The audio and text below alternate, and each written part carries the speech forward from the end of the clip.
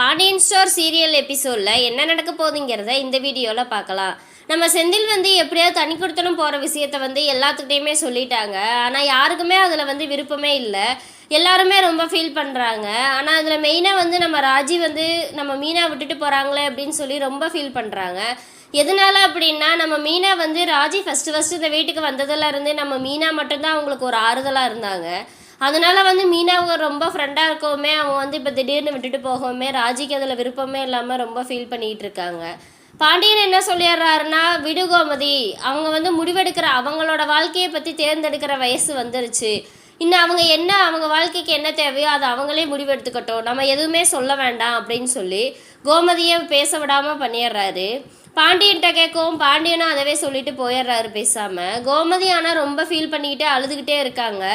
என்னை விட்டுட்டு போகாது, தயவு செஞ்சு சொன்னால் கேளு செந்தில், உனக்கு இந்த வீட்டில் என்ன குறை? அப்பா அம்மா அண்ணா எல்லாரும் நாங்கள் இருக்கோம்ல, அப்புறம் ஏன் இப்படி விட்டுட்டு போகிறேன்னு சொல்கிற? சொன்னால் கேளு அப்படின்னு சொல்லி எவ்வளவோ எடுத்து சொல்கிறாங்க. இல்லை, நான் முடிவு பண்ணிட்டேன், இனி இதுக்கு மேலே நான் எதையுமே நான் இது பண்ண போகிறது கிடையாது அப்படின்னு சொல்லிடுறாரு. சரின்னு சொல்லிட்டு சரி எல்லாருமே விட்டுறாங்க. அப்புறம் நம்ம செந்தில் என்னன்னா நம்ம மீனாவோட அப்பா அம்மாட்ட வர்றாங்க. இந்த மாதிரி நாளைக்கு நாங்கள் அந்த குவார்ட்டர்ஸில் போய் நாங்கள் பால் காய்ச்ச போகிறோம், நீங்கள் வந்துடுங்க அப்படின்னு சொல்ல போகிறாங்க.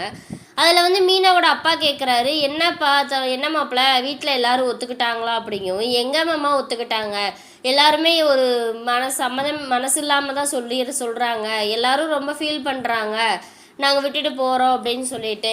ஆனால் மீனாவும் அதே மாதிரி தான், எங்கள் வீட்டை விட்டுட்டு வரவே மாட்டேங்குது, உங்கள் பொண்ணு ஒத்துக்கவே இல்லை, ஏதோ சும்மா தான் இரு மனசாக ஒத்துக்கிட்டு இருக்காளே தவிர அவள் முழு மனசோடு அங்கே வரவே இல்லை அப்படின்னு சொல்கிறாங்க. நான் மீனாக்கிட்ட எவ்வளவோ பேசி பார்த்தேன், ஆனால் மீனா கேட்கவே இல்லை. நான் தனி கொடுத்த நான் வரமாட்டேன்னு சொல்லிக்கிட்டே இருந்தா. அதனால தான் நான் மீனாட்ட பேசி பிரயோஜனம் இல்லைன்னு சொல்லி நான் டைரெக்டாக வீட்டிலையே பேசிட்டேன். எல்லாருமே அம்மா ரொம்ப எல்லாம் அழுதுகிட்டு தான் இருந்தாங்க. ஆனால் நான் எதையுமே இது பண்ணாமல் நான் தனியாக போகணுன்னு முடிவு பண்ணிட்டேன் அப்படின்னு சொல்கிறாங்க.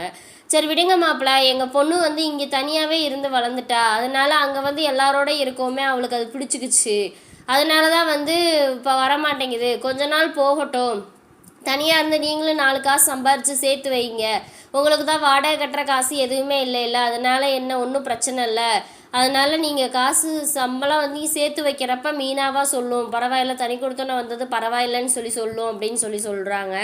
அப்புறம் சொல்லிவிட்டு அவங்களும் பேசிக்கிட்டு இருக்காங்க. அப்புறம் பார்த்தா நம்ம ராஜி கதிரும் காரு ஓட்டி பழக்கி விட போகிறாரு ராஜிக்கு. அந்த சமயம் நம்ம ராஜி ரொம்ப ஃபீல் பண்ணிகிட்டு இருக்கோமே கேட்குறாங்க, ஏன் ஒரு மாதிரி இருக்க அப்படிங்கவும், வா இன்றைக்கி ஓட்டு அப்படின்னு சொல்லவும், இன்றைக்கும் ஓட்டணுமா, என்னால் ஒரு மைண்டு மூட் அவுட்டாக இருக்குது அப்படிங்குமே, ஏன் அதை பற்றியே நினச்சிட்ருக்கா, அவங்கவுங்களோட வாழ்க்கையை அவங்கவுங்க தேர்ந்தெடுக்க ஒரு துணிச்சல் இருக்கும்போது எதுக்கு நம்ம போய் உடையில் நின்று குழப்பி விடணும் அவங்க தனியாக இருக்கணும்னு முடிவு பண்ணிட்டாங்க, இதில் என்ன இருக்குது அப்படின்னு சொல்லிட்டு, எனக்கு ஃபீலிங் புரியுது, ஆனால் இருந்தாலும் விடு, அவங்களாம் தனியாக கல்யாணம் பண்ணுறதெல்லாம் முடிவெடுத்துட்டாங்கல்ல, இப்போ இதுலேயும் அவங்களே முடிவெடுக்கட்டுமே, விடு, அவங்க தனியாக இருந்து நல்லா முன்னுக்கு வரணும்னு நினச்சா அதுவும் சந்தோஷம் தானே அப்படின்னு சொல்லி நம்ம ராஜிக்கு அட்வைஸ் பண்ணுறாரு.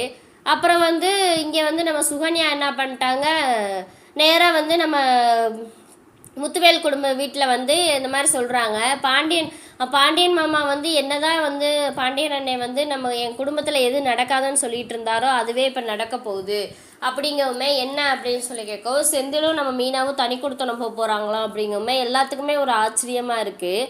அப்புறம் செந்திலுக்கு நல்ல புத்திசாலி பையன், அந்த குடும்பத்தில் இருந்தால் சம்பாதிக்க முடியாதுன்னு தெரிஞ்சுக்கிட்டு தான் அவன் தனி கொடுத்தனம் போகணுன்னு முடிவு பண்ணிட்டான், என் புருஷனும் தான் இருக்காரு அப்படிங்கும். என் முத்துவேல்கிட்ட கேட்குறாங்க, எங்கள் மாமா எங்கள் வீட்டுக்காருக்கு ஏதாவது ஒரு மளிகை கடை வச்சு கொடுங்களே அப்படிங்கவுமே, நான் சொல்கிற மாதிரி மட்டும் பழனி இங்கே இருக்க சொல்லு, நான் கண்டிப்பாக ஒரு கடை என்ன 10 கடை கூட நான் வச்சு தரேன் அப்படிங்கவுமே, உடனே பழனியோட அம்மாவும் சொல்கிறாங்க, நீ வர சொல்லு, நான் என் மகன்கிட்ட நானே பேசுகிறேன் அப்படின்ட்டு. அப்புறம் அந்த அப்பத்தாவோட பர்த்டே வரப்போகுது அப்படின்னு சொல்லிட்டு நல்லா ஃபங்க்ஷன் மாதிரி கொண்டாடணும் அப்படின்னு சொல்லி எல்லாருமே பேசிக்கிறாங்க. ஆனால் அப்பத்தா அதை மாட்டேன்னு சொல்லிடுறாங்க. இங்கே என்னடான்னா நம்ம பாண்டியன் கடைக்கு மயில் ஒரு கஸ்டமர் வருவாங்க, அவங்க நம்ம மயிலுக்கு கடையில் வேலையே பார்க்க தெரியல, ஆனால் இருந்தாலும் நான் முட்டை கட்டித்தரேன் அப்படின்னு சொல்லிட்டு கட்டத்தெரியாமல் கட்டிக்கிட்டு இருக்கிறாங்க. பழனி எவ்வளவோ தூரம் சொல்கிறாங்க, அந்த வேலையை நான் செய்கிறேம்மா அப்படின்னு, இல்லை சித்தப்பா நீங்கள் பாருங்கள் நான் இதை பார்த்துக்கிறேன் அப்படின்னு சொல்லிகிட்டு இருக்காங்க. அப்போ மயிலோட அப்பா வராரு. அப்பா வரவுமே பாண்டியன் எந்திரிச்சு வெளியே போயிடுறாரு. போகவுமே நம்ம மயிலோட அப்பா வா குடுமா அந்த வேலையை நான் செய்கிறேன் அப்படின்னு சொல்லிட்டு முட்டையை பூரா கீழே போட்டு உடச்சிட்றாரு. சரவணனுக்கு பழனிக்கு எல்லாத்துக்குமே கோவமாக இருக்குது. இதுக்கப்புறம் என்ன நடக்க போகுதுங்கிறத வந்து அடுத்த வீடியோவில் பார்ப்போம். இந்த வீடியோ பிடிச்சிருந்தா மறக்காமல் லைக் பண்ணுங்கள், சப்ஸ்கிரைப்